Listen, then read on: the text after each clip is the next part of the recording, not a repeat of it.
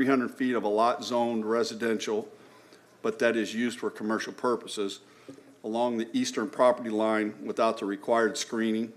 155.063, required yards for lots adjoining residential districts to allow side yard of 0 feet instead of the required 20 feet east property line, and to allow for storage without the required screening in said side yard. And 155.068A, garages or accessory buildings or structures to allow the accessory building located directly to the south of the principal building to be located within 6 feet thereof. Springfield Sangamon County Regional Planning Staff Commission is approval of zoning to B2, approval of the paving variances, provided that the non-paved areas is limited to behind the existing principal structure and used by the business for vehicle storage, while customers will use the paved front part of the lot, and approve all other variances as submitted. Planning and Zoning Commission recommendation is denial of reclassification to B2, but approval of use variance to allow the operation of a collision repair center in the B1 Highway Business Service District, provided that all work on vehicles, including painting, shall be done indoors. Approval of use variance to allow an automotive towing and temporary storage operation described in petition in B1 Highway Business Service District, provided that the total number of vehicles allowed on the property is limited to 30. All towed vehicles and vehicles associated with collision repair are to be located in temporary storage behind the principal structure. Approval of all requested variances except 155.113 screening and 155.143 plan of off-street parking and loading areas. The chair will entertain a motion. Mr. Carlson. Chair, would you repeat all that? I didn't quite get some of that. So. You'll have to rewind it. You'll have to rewind it. Okay, very good. No, I make a motion to modify the Springfield Planning and Zoning Commission recommendation to deny the requested B2 zoning and instead to grant the B1 Highway Business Service District, but instead grant the reclassification to S2, Community Shopping and Office District, with use variance to permit the continued operation of a collision repair center for a period not to exceed 2 years, at which time the property must be in compliance with S2 zoning regulations without any variances and with all work, including painting, to be done indoors.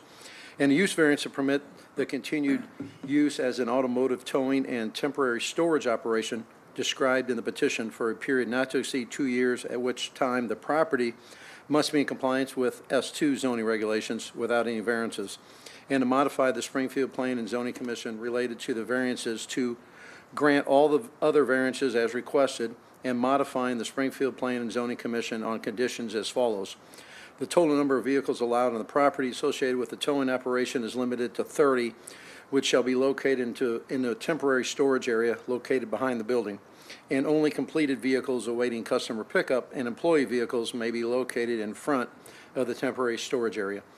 Screening along front yard property line area shall be installed as described in testimony presented at the Planning and Zoning Commission hearing. Second. All right, we have a motion, second discussion. First of all, I would like to thank all the parties that were involved. This has been continued a few times. Finally got everybody to agree on a solution, and I think that everybody's happy, at least. And Mr. Craven, you're up here, so. I just wanted to make sure the record shows that I had filed a protest, and it's resolved, protest withdrawn. Y'all vote yes. All right. Or we can read it again if there are No, questions. we're not reading it again. I'll tell you that right now. Like War and Peace. All right, any other discussion? All in favor of the motion, vote yes. All opposed, vote no. Alderman Cox, how do you vote? Yes. Alderwoman Conley, how do you vote? Yes. All right, the motion passes 9-0. 10-0. 10-0. All right, Next on the item is docket number 2025-017 for the property located. Mr. Mayor, Yes, sir. as much as I would love to have you read all this, I'm going to ask that we continue this to the next city council zoning date, So, Mr. Harris, what's the date? August the 19th. August the 19th? Yes. Okay, do I need a motion for that, or? There was a motion, Okay, a motion, do I have a second? Yes, second. Any other discussion? All in favor? Aye. Opposed? Ayes have it. All right. Thank you, sir. Yes. The next item on the agenda is docket number 2025-023 for the property located at 1701 J. David Jones Parkway. Petitioner is J. David Jones Land Trust, 1701. Present zoning classification B2, General Business Services District, Section 155.034. Requested zoning relief reclassification to B1 Highway Business Service District, Section 155033. A conditional permitted use pursuant to Sections 155.033C7 and 155.200 to allow the resumption of use as a tavern, and a variance of Section 155.200A2 taverns to allow a tavern on a lot within 100 feet from the nearest lot on which there is a resident, church, park, school, community facility, or daycare. If the requested classification is not allowed, petitioner requests a use variance in the current B2 zoning to allow the use of a hotel and a restaurant with the services of alcohol, and the B1 conditional permitted use as a tavern, and a variance of Section 155.200A2. Springfield Sangamon County Regional Planning Staff Commission is approval of the requested reclassification to B1 Highway Business Service District, approval the requested conditional permitted use to allow the resumption of use as a tavern limited to the existing footprint of the front building closer to J. David Jones Parkway, and approval of the requested variance to allow a tavern on the lot within 100 feet from the nearest lot on which there is a resident, church, park, school, community facility, or daycare. Planning and Zoning Commission recommendation is approval, concur with staff recommendation. Chair will entertain a motion. Motion to approve the planning and zoning recommendation. Second. Got a motion and a second to approve. Any discussion? First with Mr. Craven, are you? Just here to answer questions. Okay. Any questions for Mr. Craven? All right. So all those in favor of the motion vote yes. All opposed vote no. The voting is now open. Chair, Mr. Mayor. Yes. It's okay. Okay. I'm sorry. Did I? Oh, it's all good. I'm sorry. I didn't see your name up there. LP? It's okay. Sorry. Alderman Cox, how do you vote? Yes. Alderwoman Conley, how do you vote? Okay. Motion passes 10-9. Nine. I can't You vote. can't vote? Okay, that's right. 9 voting yes, no votes, voting no, and 1 abstain. All right. Let's see. Okay, the next item on the agenda is docket number 2025-024 for the property located at 1327 Pine Creek Drive. Petitioners are Cedarhurst of Springfield Real Estate LLC. Present zoning classification, S1, Neighborhood, Commercial, and Office District, Section 155.030.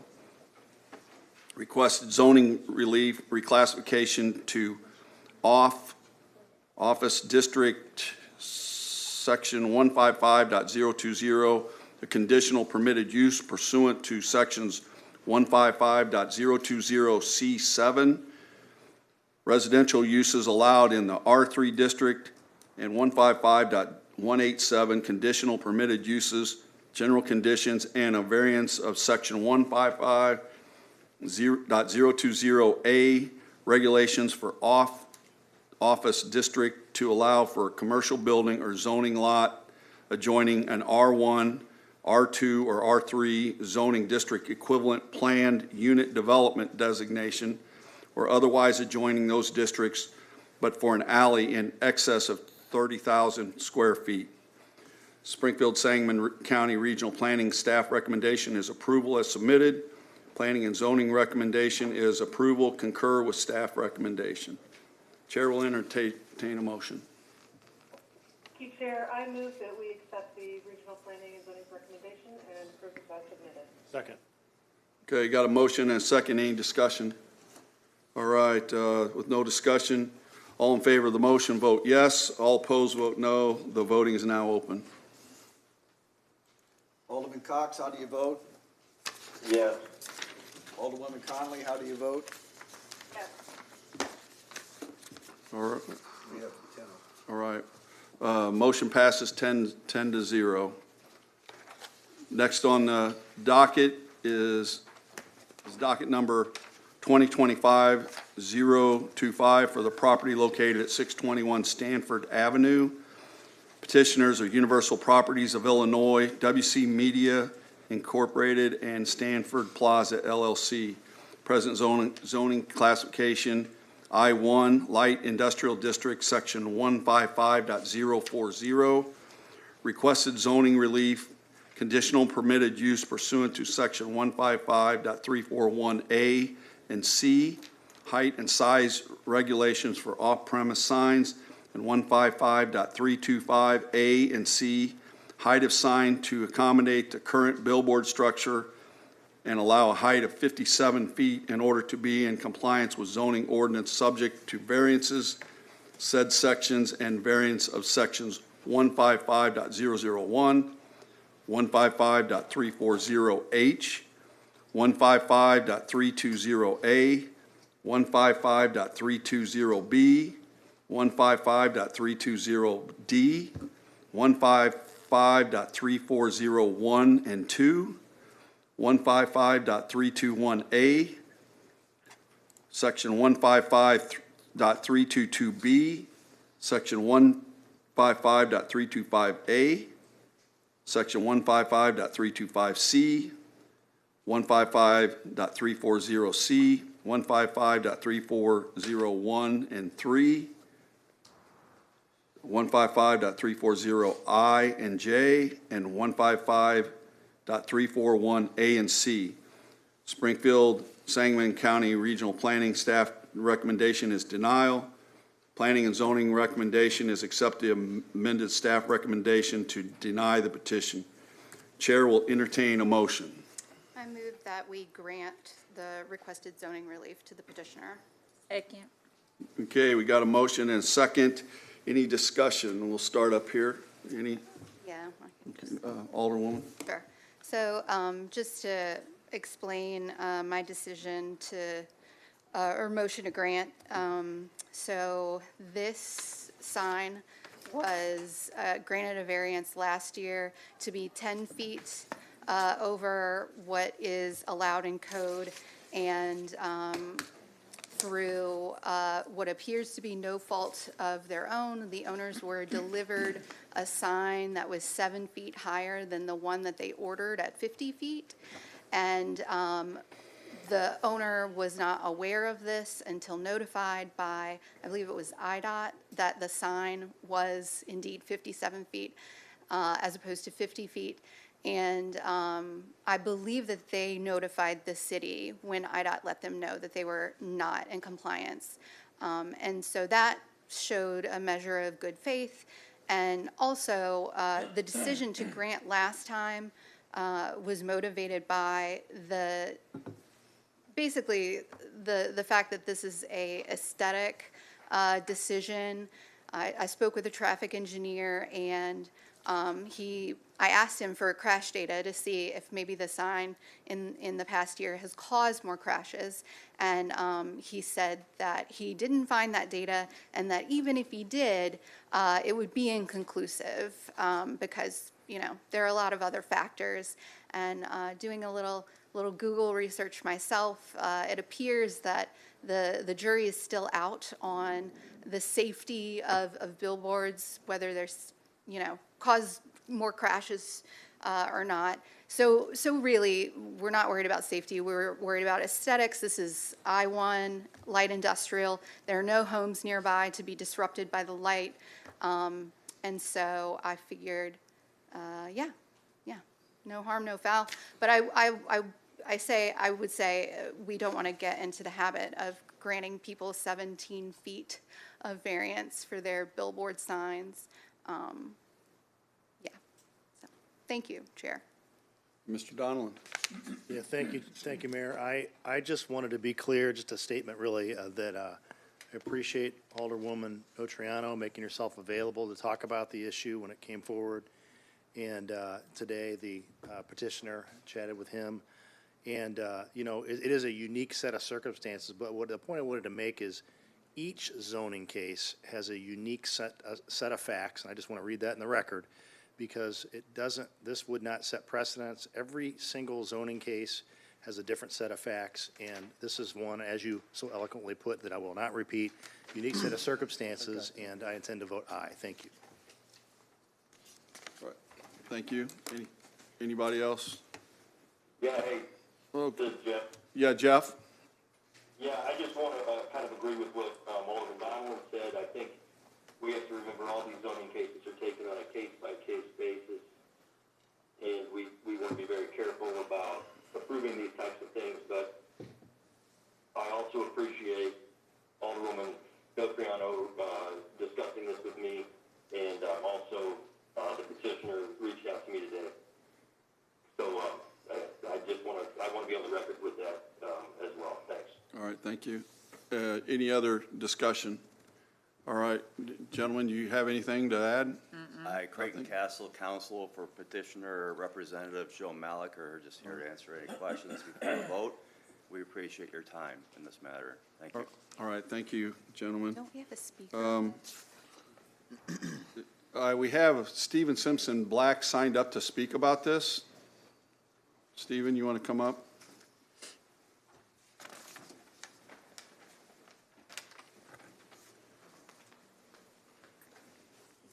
Something to hand out to the council.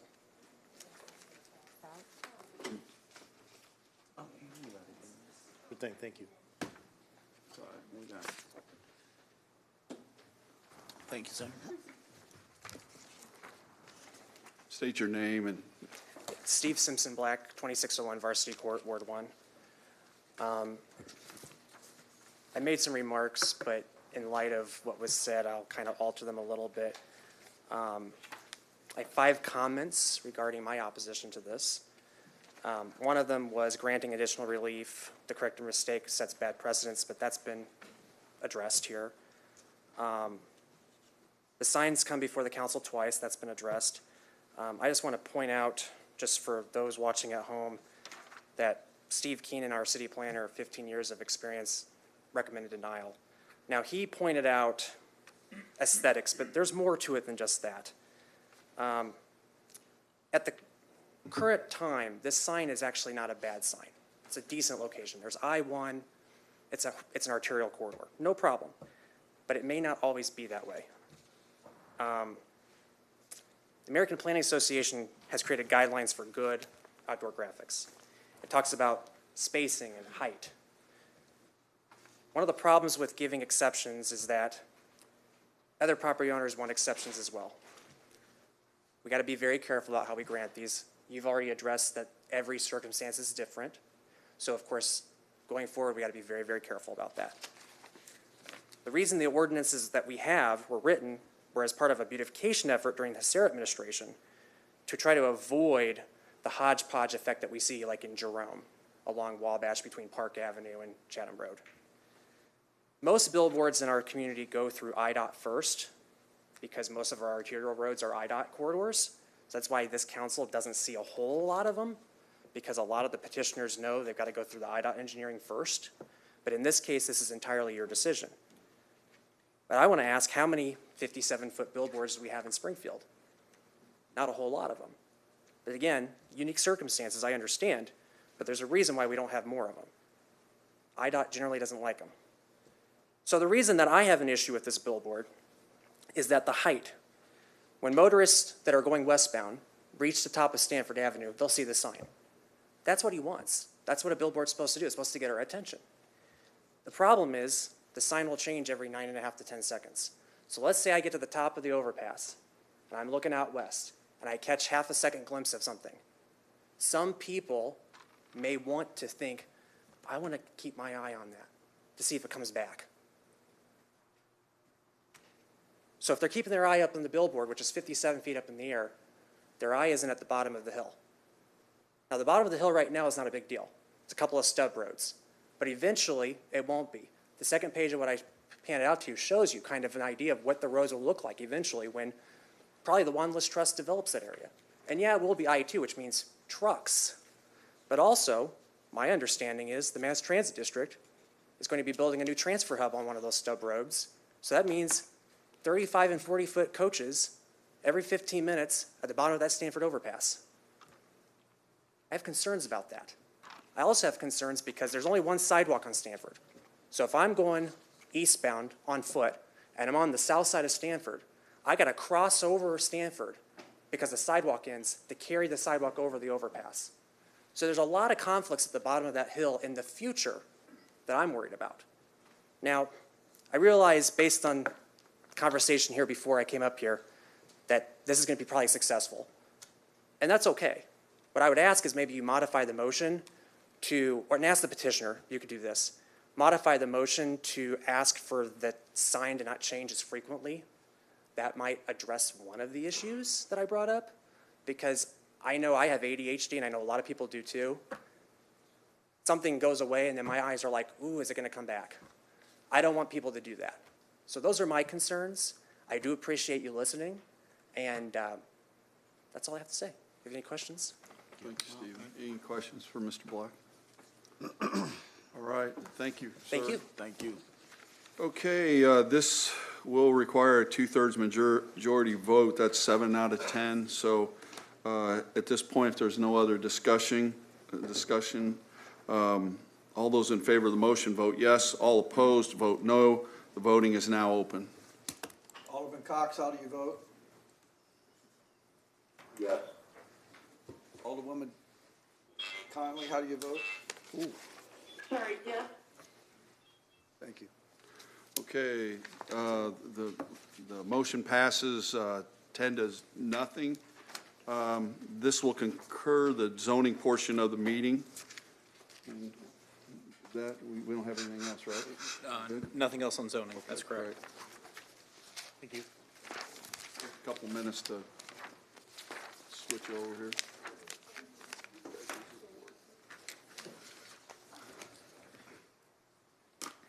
All right. The chair will now recognize Treasurer Redpath Fager for presentation of the financial report. Thank you, Chair. The Treasurer's report for the corporate fund for the month of June.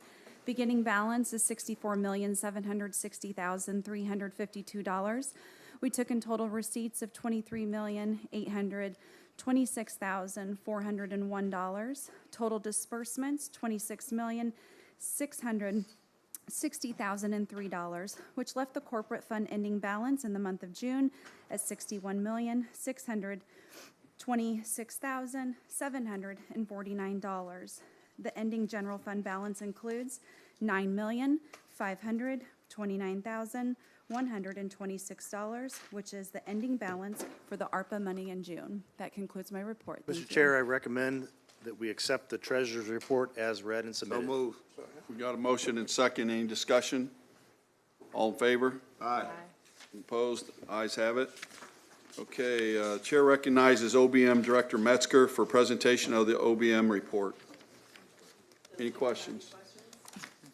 Any questions? All right. The Chair will entertain a motion to dispense with the reading of the minutes of the July 1st, 2025 regular City Council meeting and approve the minutes. So moved. Second. Got a motion and a second. Any discussion? All in favor? Aye. Opposed? Ayes have it. The chair will entertain a motion to incorporate the pre-council first reading of ordinances into the record of this council meeting. So moved. Any discussion? All in favor? Aye. Opposed? Ayes have it. The next item on the agenda is the consent agenda. The chair will entertain a motion to incorporate the pre-council reading of the consent agenda into the record of this council meeting. So move, Mayor. Got a motion and a second. Any discussion? All in favor? Aye. Opposed? Ayes have it. The chair will entertain a motion to place the consent agenda on final passage. So moved. Got a motion and a second. Any discussion? The voting is now open. All those in favor of the motion vote yes. All opposed vote no. Alderman Cox, how do you vote? We got nothing, Chairman? Yes. Alderwoman, Conley, how do you vote? Conley, yes. All right, come on. There we go. Say no, Mayor. All right, the motion passes 10-0. The agenda number 2025-247 and 2025-281 remain tabled or in committee. Is there any action on those? Okay, with that, the next item on the agenda is 2025-277, an ordinance amending Chapter 110 of the 1998 City of Springfield Code of Ordinances as amended by adding Article XLVII to require licensure for certain secondhand dealers.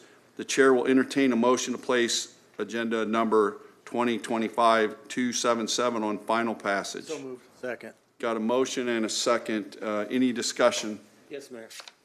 Alderman. Can someone just explain certain dealers?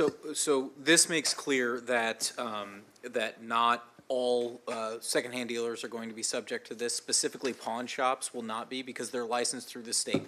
So any dealer that requires state licensure is exempt from this ordinance. Thank you. Is there any other discussion? All right, all those in favor of the motion vote yes. All those opposed vote no. The voting is now open. Alderman Cox, how do you vote? Yes. Alderwoman Conley, how do you vote? Yes. All right, motion passes 10-0. Is that correct? Yep. And so motion carries. Is there any unfinished business to be brought before City Council? Yes. Alderwoman Notarano. Thank you, Chair. So last week I brought up the property on MacArthur Boulevard near Laurel, 1622 South MacArthur, that has been in flux for this year and for the better part of 5 to 6 years. So the issue, for those of you who haven't driven by, is that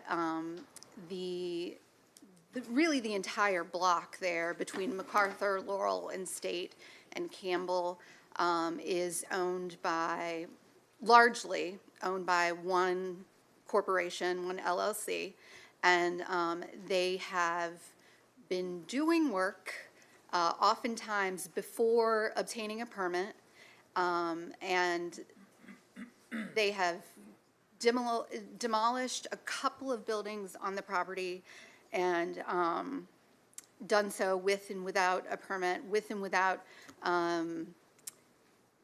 silt fences and things to protect the sidewalk and the neighborhood and the drainage, and storing large equipment to do this work, this demolition, and artifacts of the demolition, big underground storage wells, huge pieces of asphalt and concrete, large humps or large hills of dirt, and so on and so forth. Right now they've cleaned it up a bit, pile of bricks, but the building has been open. I did a search through my email to try to figure out the first time that I complained about this. It was months ago, and then I did a search of Google Maps of this address to see that the building has been in the condition that it is currently since March of this year. And I am just really disappointed that there is nothing the city can do to hold this developer LLC accountable, short of giving them another 3 months until September to obtain a permit to do the work that they want on the partially demolished building, which may or may not be turned into something useful. Hasn't been useful for decades. So, yeah, and I believe I have a photo of the building, if you guys could show everyone. Yeah, so that's a screenshot from my phone. Sorry, it's not that great, but that's Google Images, Google Maps image of what it looked like 3 months ago. And it looks like that today, yeah. And so if anyone from Public Works would like to come and address this, and then, of course, I'm sure, Corporation Counsel, there may be something that you can add to explain why they're going to be given an additional 3 months to get a permit without being fined for having a vacant building that is in disrepair and has several code violations. Good evening, all. The address that is in question, 622 South MacArthur Boulevard, is a commercial building. And if I may, I'd like to run through the timeline that we have. The owner removed the interior finishes on the 24th of September 2024. They did so without a permit, and they have been cited. They then obtained a non-structural demo permit on the 5th of December 2024 and kept working on the structure. The owner then obtained a demo permit for the removal of the western 1/3 of the building for remodeling, and that was on the 19th of December of 2024. The structure was removed. The cavity was filled on the 27th of February 2025. They obtained an electrical permit on the 14th of March of 2025 to install service into the building, and there has been no application for other permits since then. The other area that's in question, owned by the same corporation, would be the east side of South State Street. This would be the addresses of 1601, 1605, 1609, 1613, 1617, and 1623 South State. The owner began removing the parking lot with no permit or erosion control in place. They were fined for having no permit, and that was on the 23rd of May of 2023.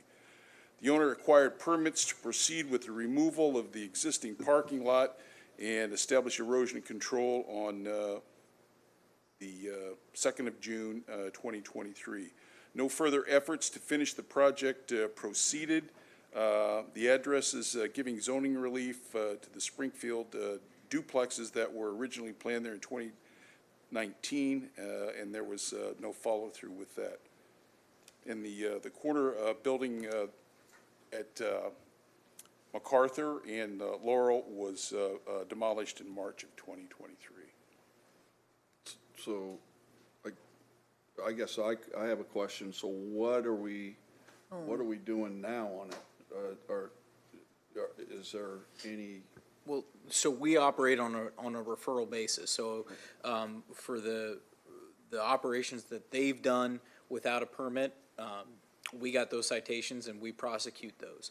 As far as the demolition goes and the current status, if Public Works doesn't think that they're in violation of any codes or in violation of the permits, or if they're in the process of demolishing and they don't believe that the inspectors are okay with the process, then we don't get a complaint or what we call a referral. We don't get that to prosecute. So right now we don't have any open cases against this property because we haven't received a referral to prosecute. Do we have a rule in place that, and I'll let other people ask questions too, but do we have a rule in place that requires that once a demolition is started, it has to be completed within a certain time period? Because it doesn't appear that 6 months. 6 months from the day it started? That doesn't seem, that seems awful. Maybe that was referring to the swimming pool thing. That would be within the demolition permit, Yeah. right? So Correct. so what they're demolishing, the permit would give the plans. Yeah, Katia? Sure. So when it comes to actual demolition permits, if it hasn't been written up for demolition, which in this case it was a voluntary demolition, they generally have 60 days to complete the demolition from when it's issued. However, I spoke with Mitch Flynn this morning about this property. The 6 months that Mitch was referring to was the pending electrical permits, and I think, Dave, you said parking and erosion control. Generally, under city code, those types of permits, what we refer to as our trades permits, they are open for a period of 6 months minimum. If there's no work or progress within those 6 months, those permits are considered void for lack of action. But if there's ongoing progress, then permits are generally issued for a 1-year time period. Does that answer your question, Alderwoman? Partially. So, heads up, the electrical was connected, our CWLP lines were connected to that building when they started demo. They are not connected now. So I don't know what electrical they have or haven't been doing, but, and it's all exposed to the elements, as you can say. Those things sticking up are their outlets. So your observation is that there is no electrical That's correct. contact now? Mhm. Alderwoman, is there a way you guys could get together and to discuss this more after the meeting? I would love to, but like right now, I would really like to figure out what we have to do to put a stop to folks doing this in our city. This has been going on for years, and I don't understand why my complaints to the zone manager from months ago don't start the clock for this being vacant in violation. Like why they haven't been fined, why they get 3 more months right now to get their permit. I don't understand why we are giving them any daylight on this.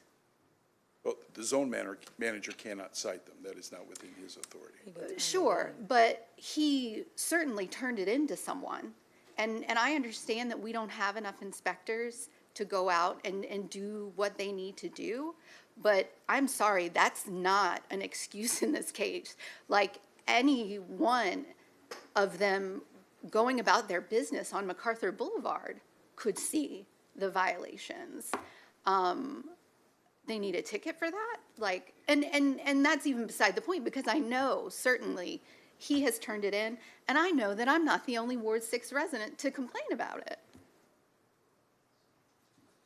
So, yeah, I just don't understand how they can get till September on this. And if it's something in our code, we need to change it. And if we need more inspectors, we need to hire them. All right. Thank you. Alderwoman Purchase, is this on this subject? I would just make one recommendation to it, seeing some of this before that has taken place. When someone does something without permission, we know what they're doing. We know what they're trying to do. So I would say, and if it was an honest mistake and no harm, no foul, maybe, I know Mitch has a lot going on, but maybe he can bring them in to say, what are you going to do next so that we don't continue to have these problems? I would say that maybe would help and satisfy some of the concerns that's going on.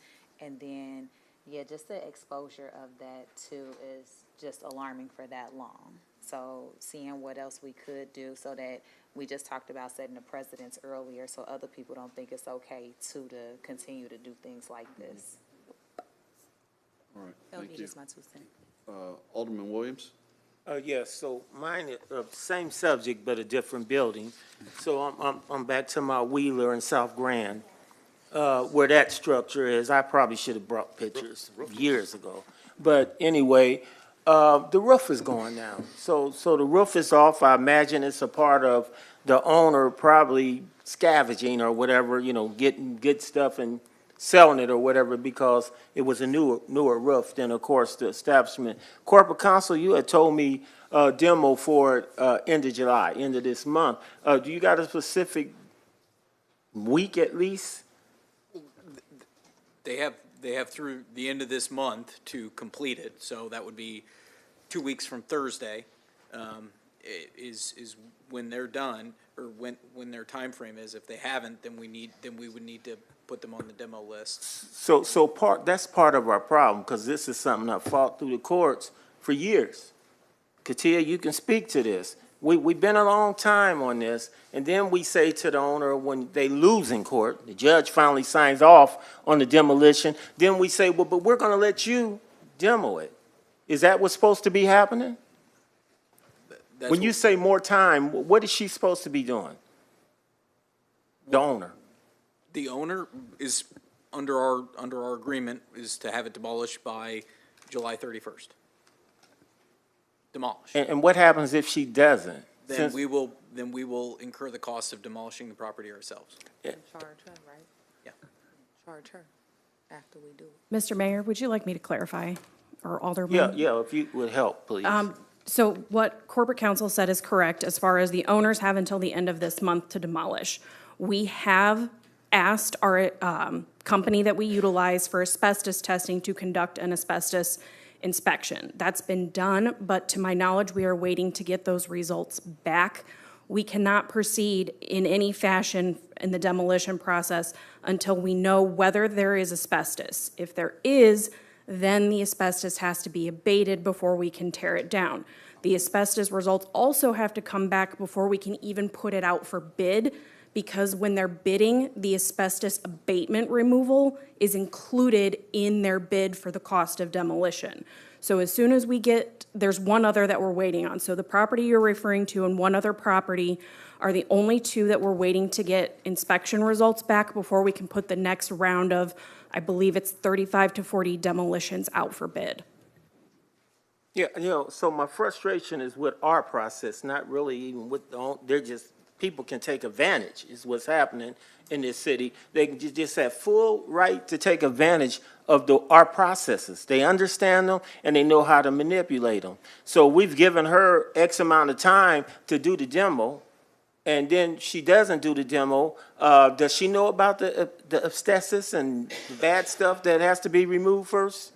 I am not certain, but Why doesn't she know that? Because maybe she would have then said, go ahead, city. this is per IEPA regulations. If a private homeowner is demolishing a residential structure, the IEPA does not require them to test or abate asbestos.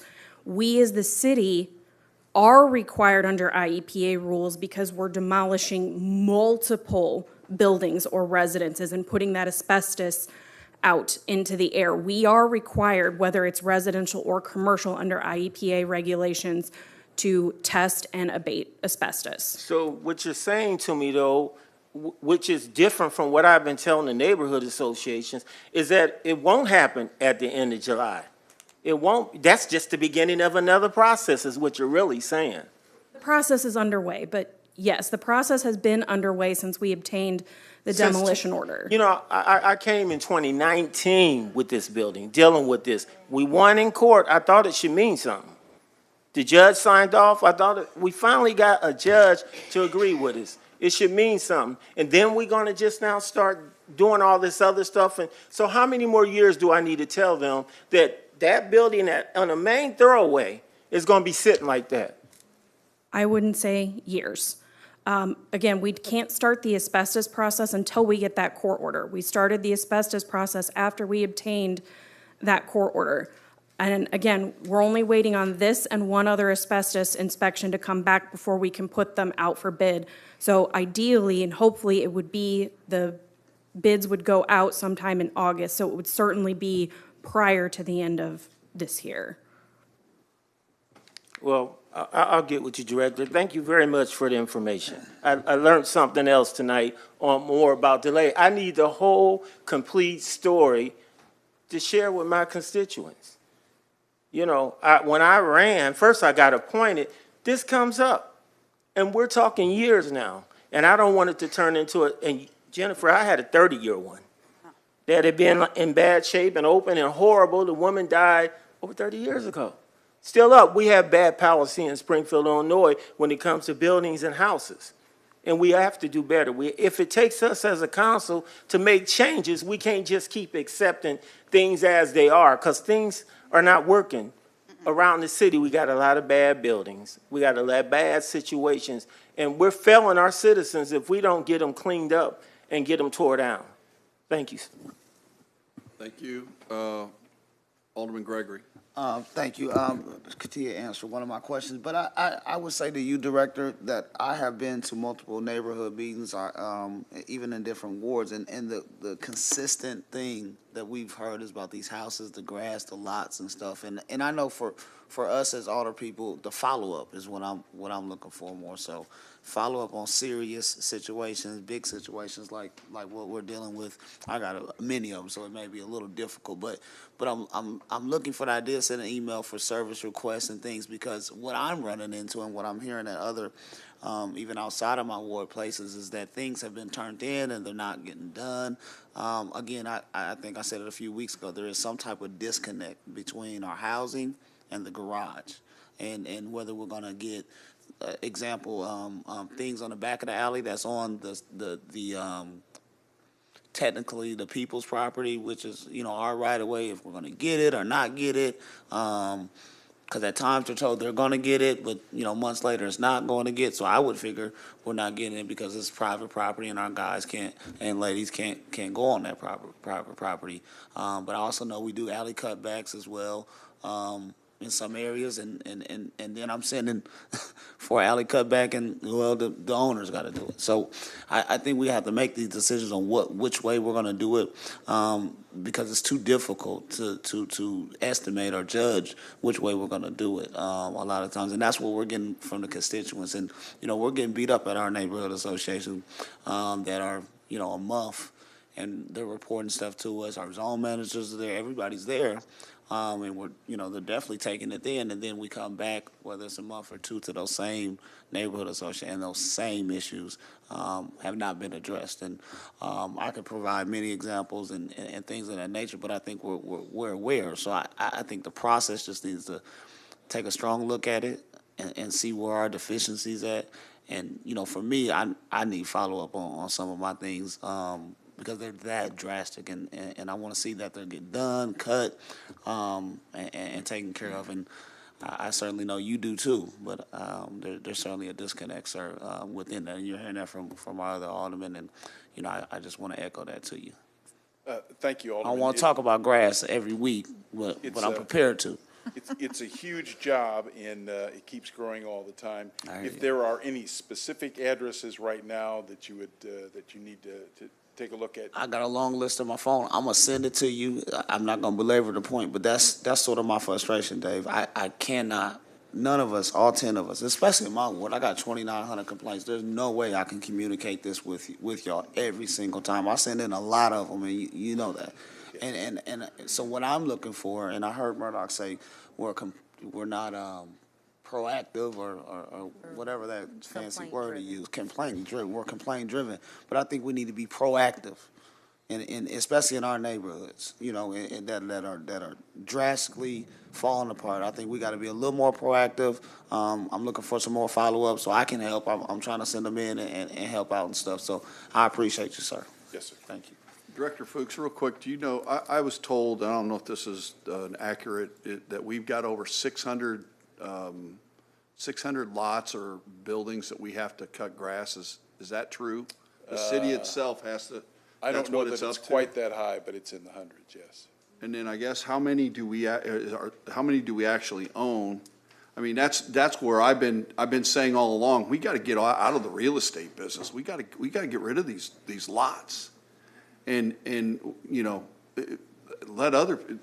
them on a tax rolls and to where we're not having to mow them. That's costing a ton of money. And That and the houses, houses that nobody lives in and stuff. Right, We and we consistently have to go through that process. Violations. And that is a constant problem, and one of the complaints we've had in the past that up here is that, that's where we end up in the winter, where we get firefighters injured because they catch on fire and they go in and they fall through the floors and that, and so, I agree if there's a way we can speed up the process, but we got to also take into account that in I guess in one of the cases, the lady owns the thing, and if she could pay for tearing it down, it's not the city paying for it. And obviously, apparently, I didn't know that either, that if someone else tears it down, they don't have to do asbestos, but we do. And so, anyway, that's, I just was wondering if that was a somewhat accurate, around 600 is what I was. I'll get the accurate number for you. Because that's a crazy number. I mean, It's hundreds. that's It's absolutely crazy. So, all right, Alderwoman Notriano? You skipped me. Oh, I'm sorry, Alderwoman Purchase. Thank you. My question too for Director Fuchs is, would you like us, I know I used to CC you on all of my emails, but I know you have a lot going on. And I share the same frustration with Alderman Gregory. Sometimes we're at each other's neighborhood meetings, and it just seems like it's a disconnect with communication. I know sometimes when it gets directly to you, you're following back up with us to let us know. And I'm not trying to throw any attack, because my zoning manager is excellent. Like, he gets right back to me when I send something in, asking for that follow-up. And I think that's the biggest thing for all of us. It's just the follow-up, and we know what having all of these lots. And this is one of the reasons why I asked for us to have some, not a long presentation, but something outside of just when budget time comes. Come and talk to us, share something, let us know what's going on. Because Katia is just saying something that Alderman Williams is just learning about. And I was gonna ask, do we charge her for the asbestos removal? We absolutely do. Okay, and then, like, just to be concerned about someone who may be elderly, may not be able to pay, do they have to get on a payment plan? Because that's a lot of money to demo, remove asbestos, all of that. How are we getting our money back? So we do payment plans. We also would put a lien on it, a demolition lien. Okay. So, I know I just said a lot, but the first question for you to answer was, would you like us to also CC you on some of this sometimes? When I get an email, a communication from the members of the city council, I forward it to the appropriate office, whether it's grass, building, something that the garage is going to take care of, the sewer is going to take care of. And I do my best to follow up with that. Your zone managers are a great resource, a great resource. They like the liaison between us and you. Certainly, certainly. So there's a variety of ways that you can communicate, and people do. Sometimes I get phone calls, sometimes I get texts. It really depends on what works best for you. But the zone managers are the key to a lot of this. And I just want to share too, because I know sometimes we up here, and this is how the community learns what's really going on with us and the community. For instance, with me having downtown, there's been times that I've had to text you or I've texted Brady. People have gotten stuck under the garage for the weekend, didn't know that when they went down there, they couldn't get back out. So there's a lot of things that happen that's like emergencies that we're able to connect with you guys. And I think it's just good to put that out here too, that we do get a response for you, but sometimes some stuff slipped through the cracks and didn't know if it was beneficial to continue to do that with you. If you want to CC me on your communications, that's fine. If you want to communicate with me directly, you can always call our dispatch office, 789-2246, which is manned 24/7, and they can deal with a lot of, especially trees, things of that nature, so things that affect the public way. You can always communicate with dispatch. And then I'm not for sure, Mordoc, if this is for Fuchs or if this is for somebody from CWLP. I just been staring at Katia most of the time because she's been working on an ordinance that we're getting ready to bring forward. And Alderman Gregory brought up a very good point about the alleys and the trash sitting out there. I wanted to know, I think this is CWLP. What's the status, or how is it going with putting garbage on our CWLP bills when households don't have it? Is anybody over there? I can field that one for you, Okay, Alderwoman. that's cool. Generally, in order to put the garbage service on the bills, it has to go through our administrative courts. And even though I'm not doing that anymore, I know that that is part of our process, and we, tried to look at how we can tweak and streamline that process. So we all sat down and met and did that. So to the extent that we are receiving those violations and putting them on the bills. Okay, could we get, just for the council, could we get an update? Because I know that garbage has been a major topic for a while, and I think this is progress to show that you guys are doing that. I will see what I can pull together for you guys. Okay, and, yes, as you all just heard, we do have an ordinance coming forward to talk about trash, so, get excited, get your antennas up. And that's it for old business for me. All right, thank you. Alderwoman Notriano. Thank you, Chair. I really apologize to everyone for taking up so much time and beating a dead horse, but I have some more, hearing everyone's comments, I have some more questions. So is the process for inspections and the way the inspectors do their jobs, is that written in code?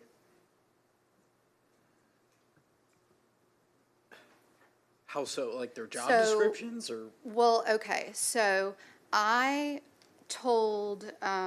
asked someone in housing about how a basement was being filled in at that address, because I got complaints that there was stuff going in that hole to be filled in that shouldn't be. And the response from housing was, on 227, the commercial building inspector said that that passed. But we all know that soon after 227, nothing else happened on that building. So why did another inspector not go and follow up about the other things that were clearly in violation of code? So that type of detail wouldn't be in our city code. On day-to-day jobs wouldn't be put out. What were the other issues, and were they enunciated? Did they inspect The for other other issues were that they didn't have the right permit to do whatever, I mean, I don't know, but they didn't have the permit to continue with what they were doing to that second part of the building, and so we shut them down in March. But we never went back to see that the building was still boarded up and still vacant, which, is that not a reason for them to be on the registered list and to be collecting fines? So traditionally, if they're in the process of demolition or renovation and don't have an occupancy certificate, we're not going to, if they're doing work, we're not going to have them register on our vacant registry building because they're rehabbing or demolishing the property. So we have not required those type of buildings to register on our list. Okay, but even, this building's been vacant for decades. So I'm just trying to figure out where the common sense is and where, because my fear is I make these complaints, Mike sends in these complaints for me. Somebody goes out and says, oh, that's not a big deal, oh, whatever, whatever, and then never goes back again to see in 3 months, nothing else has been done, no electrical work has been done. There were points where I had to call and complain because that fence was not up all the way, and people could potentially get in that building. So I'm concerned that, and I don't want to micromanage anybody's job, but how many inspectors do we need at the city of Springfield? We have 5 now. Yes, ma'am. In your opinion, how many do we need? 50. 20. Ma'am, You put. I deal with what I have. If this august body wants to give me some more inspectors, I'll take them. Okay. Because, okay, well, I'll leave that there. Okay. Suspend her disbelief. And yes, I will suspend my disbelief. So another thing that I'd like to bring up is, can I get an answer to, so Mitch gives me an answer on the basement, but nobody is addressing the other things wrong at the property, like. The basement, I'm sorry. I'm sorry, the filling in of the basement. So I Filling had a in the cavity. complaint about that, yep. Okay, And, it's 1622. yep.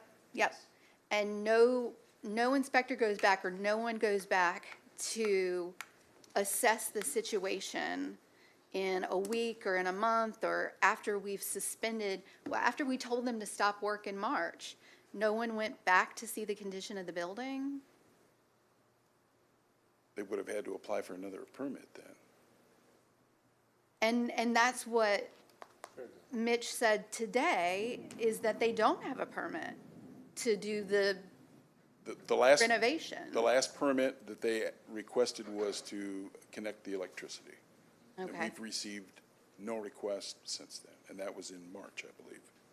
So is giving them until September to get their stuff together in code?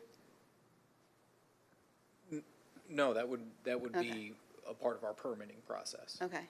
I am fervently asking that we do more to hold this LLC accountable.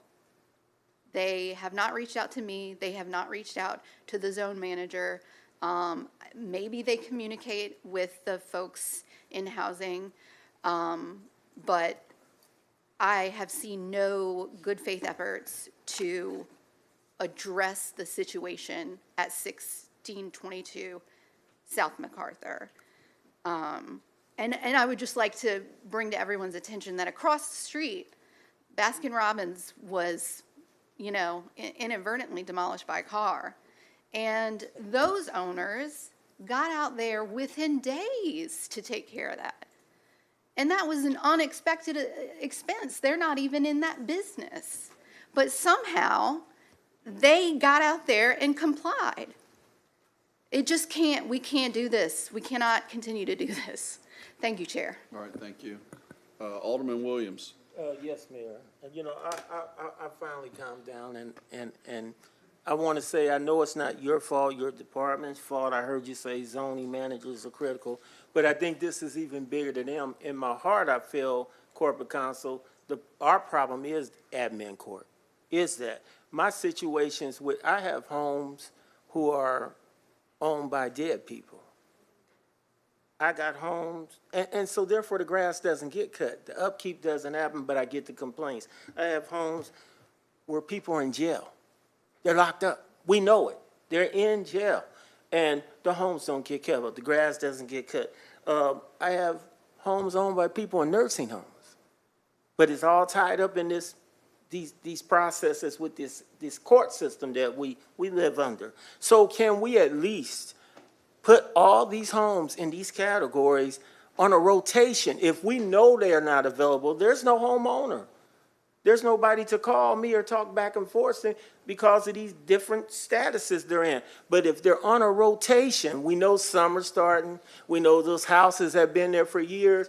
Can they be cut regularly on a rotational basis because we know the person's dead, because we know the people are in a nursing home, or we know they're still locked up, they're still in jail, until this slow administrative piece works, with the judges signing off on this and that, and then EPA taking us through what they're going to take us through. We have to do something, because all the citizens see is no one's cutting these yards, no one's maintaining these houses, and it's just, they're falling, and they're starting to build up. There's starting to be many of them. So I'm thinking if the city's aware, they should at least do a rotation and keep them cut, and maybe not as often as the others, but at least on some kind of rotation, because they get the same rain that all of us get. We all know how much we've been cutting grass and all this growth. It's happening with all these abandoned houses too. And we have to address that, Director. And I'm not blaming your zone manager. I'm not blaming you.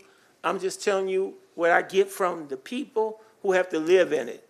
They have to open their door and see it every day. That house, she's been dead 20 years in that house, and that grass, and then I do get some successes because y'all cut it one time, but then it'll get right back into that same place. I'm not point blame, I'm saying we need to fix that. We need to have a system in place. So I appreciate your time. I'm hoping you hear me on those ones with these statuses. And I don't know if we have the money. I've often thought about who could we take from to get them more inspectors, but something's got to be done. I agree with the Alderwoman. Thank you, Mayor. Thank you, Alderman. Okay, any new business? Of course. Alderwoman? Thank you. So as you all know, last Friday was the launch of Friday Night Live. You know, I always say we're live from the 5. It started at 5 p.m. It was downtown, and it was filled with live music, local eats, drink specials, late night shopping, and fun for all ages. There are no street closures, just a great night to enjoy everything that downtown has to offer. And the reason I'm bringing this up, the dates are July 11th, July 18th, July 25th, and August 1st. The word is definitely spreading around about businesses closing or having their doors closed. So I am at the point where I'm begging for our community to come and support, just like we come and support Music on the Y Block. And we walk past the businesses to get to the Y Block and walk past them to get back home. If we can have some of that energy brought back, right back the next day. If there's anything that, I've been taking feedback for 4 years now. So I've continuously worked to try to figure out how can we get more foot traffic. We don't have control of the state taking away the spaces that were used for state employees.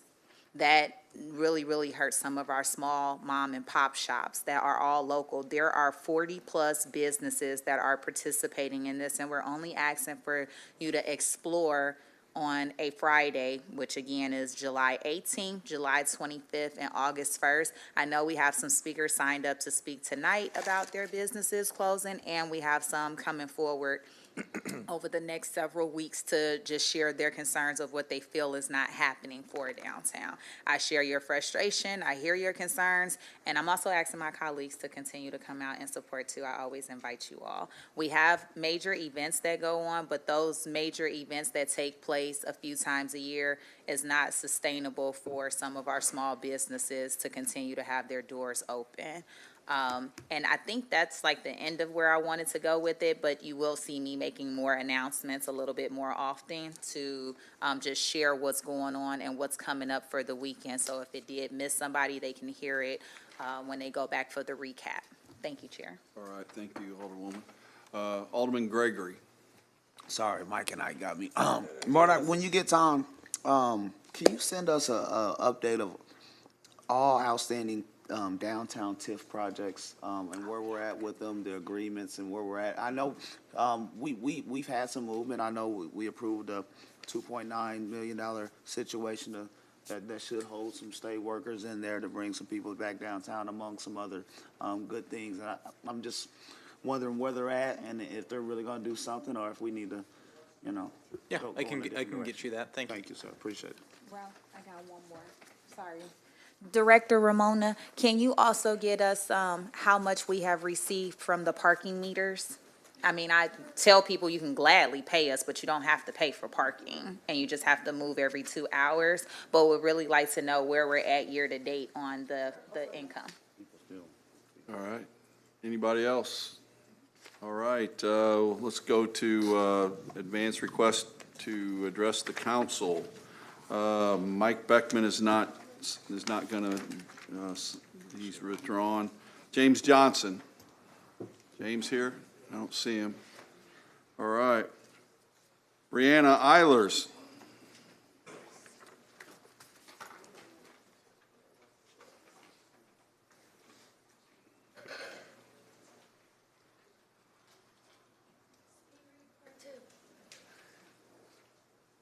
Oh, hold on.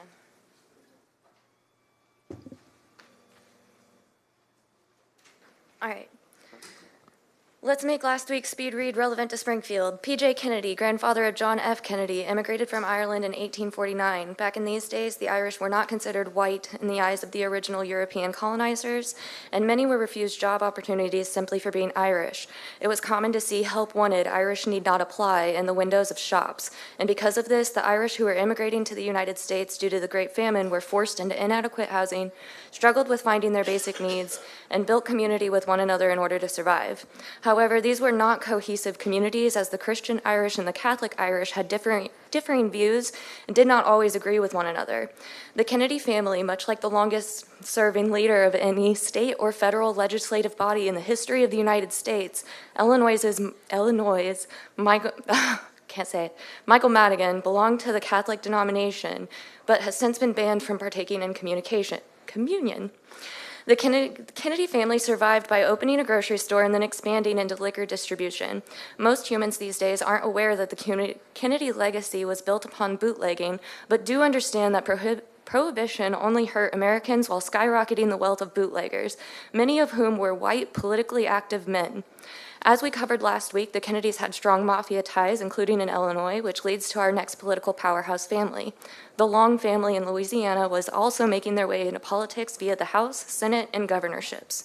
The Long family dynasty started in 1918, and a family member occupied political offices up until 2019.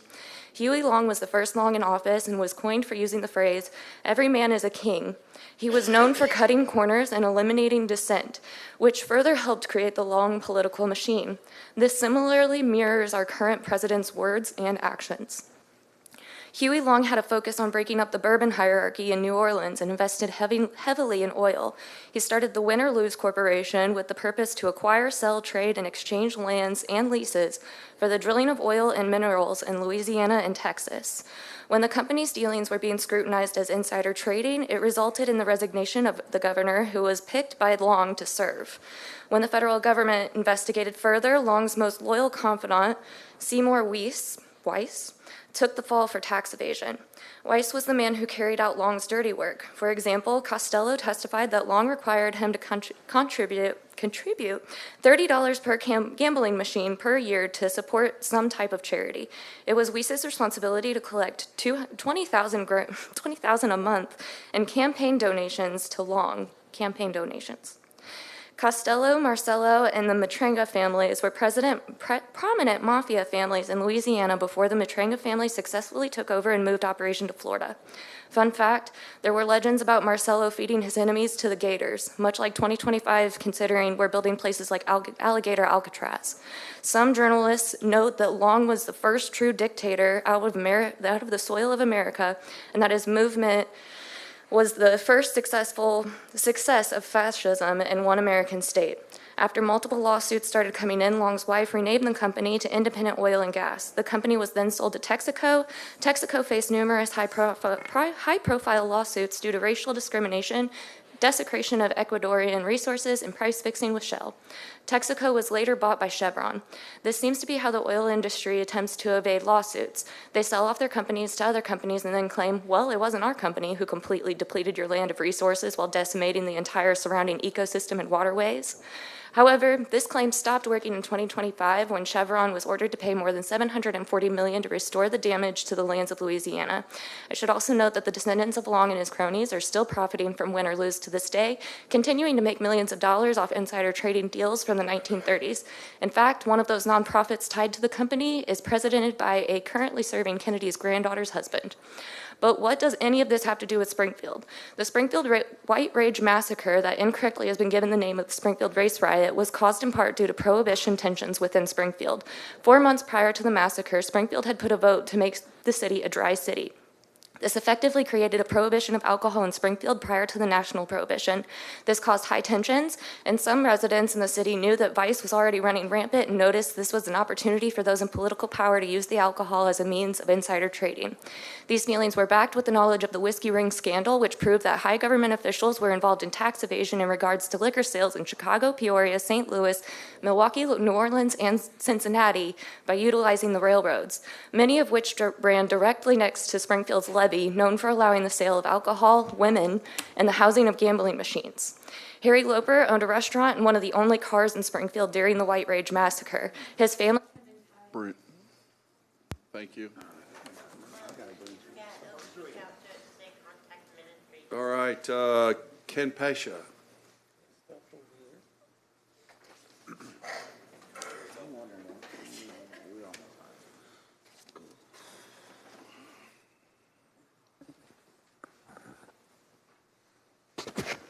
I mean, bureaucracy is slow, but Springfield really teaches us how long things can take, doesn't it?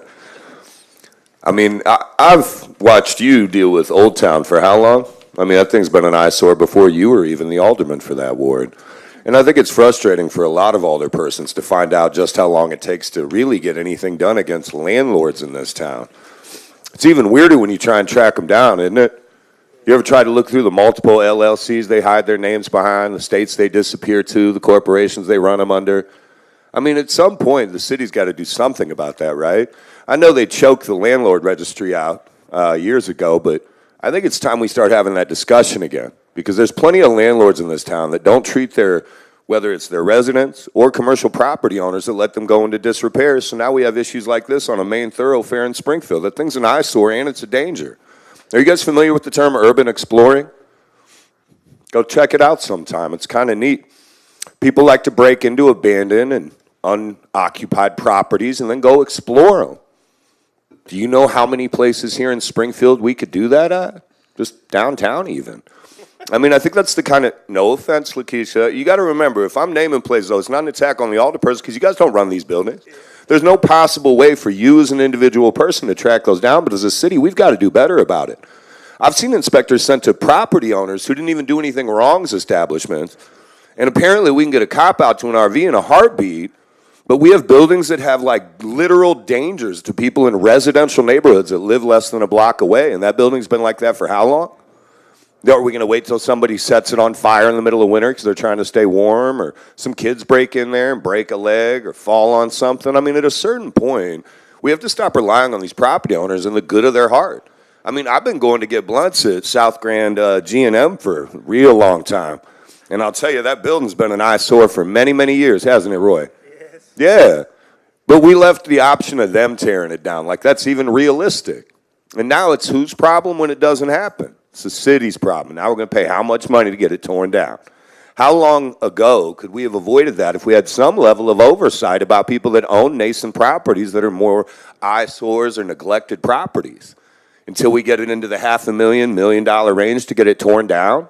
I mean, that's got to be embarrassing for his ward, right? That's not your fault, Jim. I'm not trying to pick on you, but that is a major thing. We're like, how long has Old Town been like that? And that's not his fault.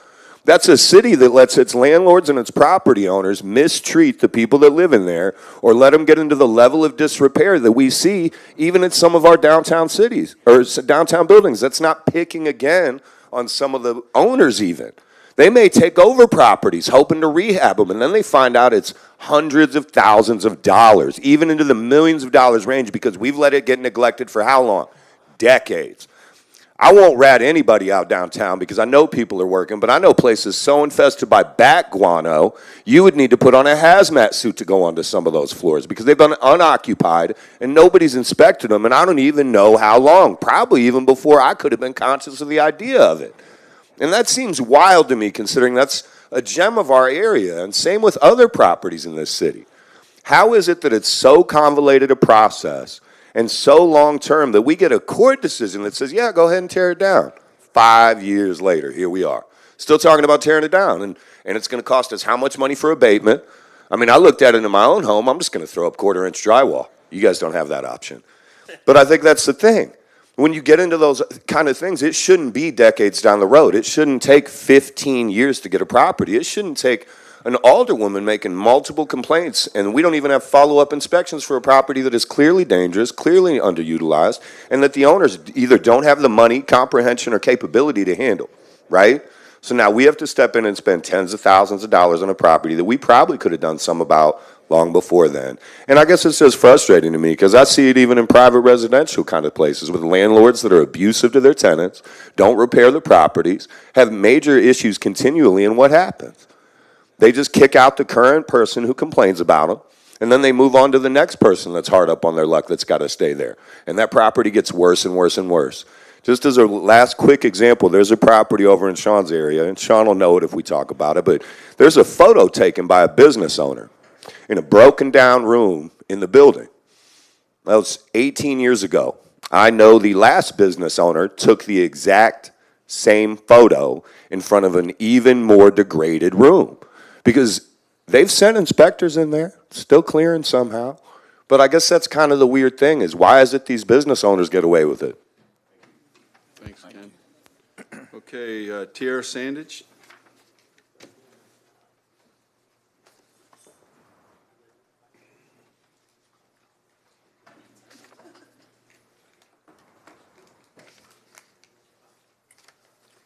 It's Standage.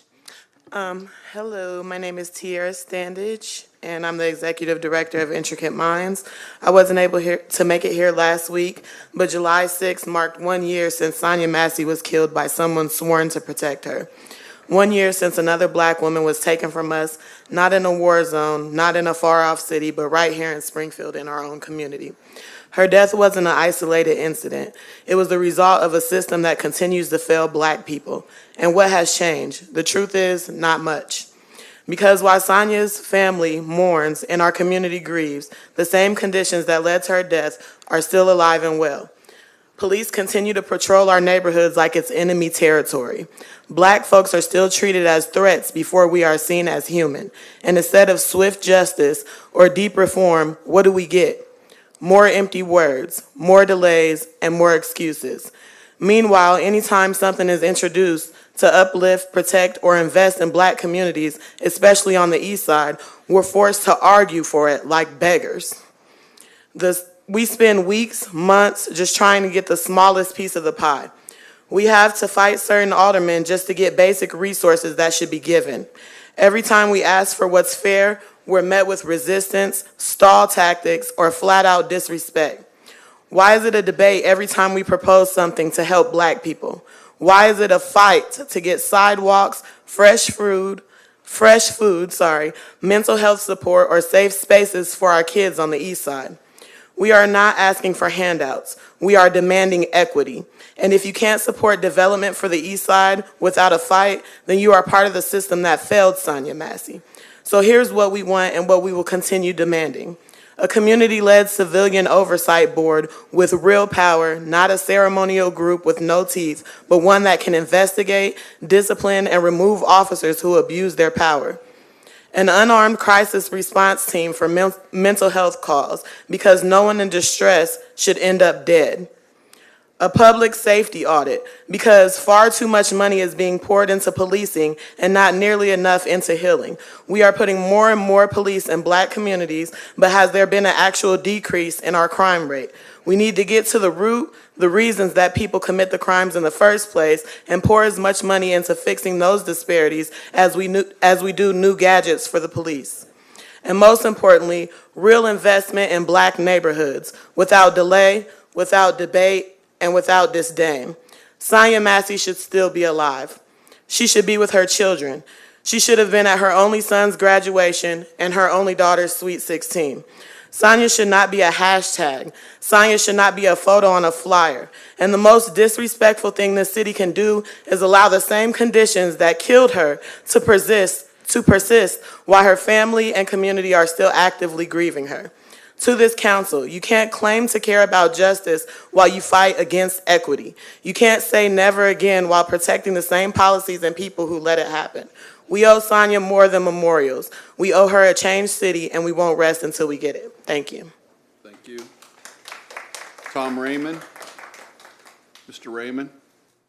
No Tom Raymond. Roy Walton? Mr. Walton?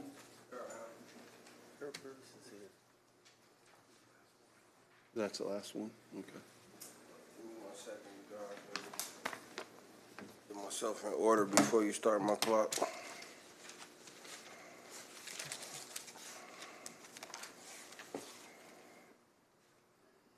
Okay. My issue today is addressing some of the policies and some of the excuses being given that the public don't understand. It says, can police lie to justify their actions? It says, yes, police officers can lie during a traffic stop, and in many situations, it's legal for them to do so, depending on the context. However, there are limits when police can legally lie. One is police are allowed to use deception in the course of an investigation, including during traffic stops. For example, they might say, "We got you on camera," even if they don't. "We already know what's in the car. Your passenger told us everything." This kind of investigative deception has been upheld by courts as legal in many cases, including the U.S. Supreme Court in cases like Frazier versus Cupp, 1969. When police lying becomes illegal, A lie or misrepresentation by an officer can be crossed the line into illegality if it involves falsifying official reports. If an officer lies in their official police report, that can be criminal conduct, often considered perjury, false reporting, or official misconduct, depending on your state's law. Example, claiming a driver ran a stop sign when they didn't. Violating constitutional rights. If a lie leads to an illegal search or seizure, it may violate your Fourth Amendment rights. Example, lying to justify a search that had no legal basis could cause evidence to be suppressed in court. Fabricating probable cause. Police need probable cause to make an arrest or search a vehicle unless you consent or there's an exception. If a stop is based on a lie, the stop may be ruled unconstitutional, claiming a traffic violation that didn't happen. This could violate laws tied to civil rights, e.g. 42 U.S. Code 1983, civil action for deprivation of rights.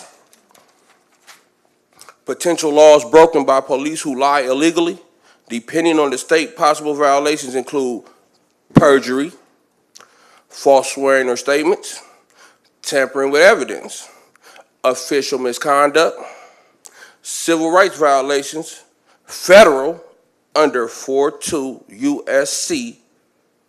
1983. Actions, request body cam footage, file complaint with the police department or civilian review. Document everything and contact an attorney. Under 720 ILCS 5/32-2, perjury, including knowingly making false statements under oath or in sworn documents, is a Class 3 felony. Your police officers are criminals.